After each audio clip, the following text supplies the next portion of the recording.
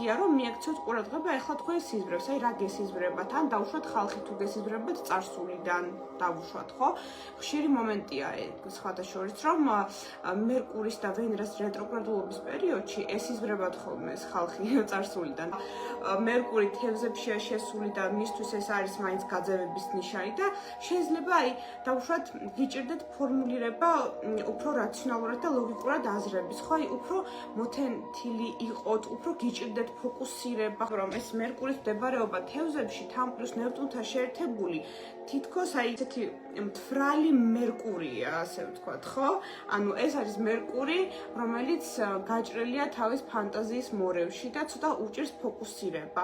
შესაბამისად, თუ ეს დღეებია გიჭირს თქვენს ფოკუსირება, დავუშვათ, ან უამრავი აზრი გაქვთ წარსულზე და აი გიჭირთ ამ მომენტში ყოფნა, ხო? ეს ყველაფერი, ეს კონცენტრაციის პრობლემები, ხო? სწორედ შემოიტანა აი ამ მერკურის მდებარეობამ თევზებში პლუს ნეპტუნთან შეერთებით. თევზური ენერგიებია ეხლა. ანუ საბოლოო ჯამში ეხლა ხელოვანებისთვის, ეზოთერიკოსებისთვის საკმაოდ კარგი პერიოდია, იმიტომ რომ ეხლა გააქტიურებულია ჩვენი მესამე თვალი, ხო? გააქტიურებულია ჩვენი შეგრძნებები და შეიძლება რომ ეს წინასწარმეტყველური ნიჭი ვისაც აქვს, მათ დაინახონ მომავალი. ამიტომ ვინც არის დაკავებული, ასე ვთქვათ, აი ამ პრაქტიკებით, ხო? გირჩევთ რომ იმედიტიროთ.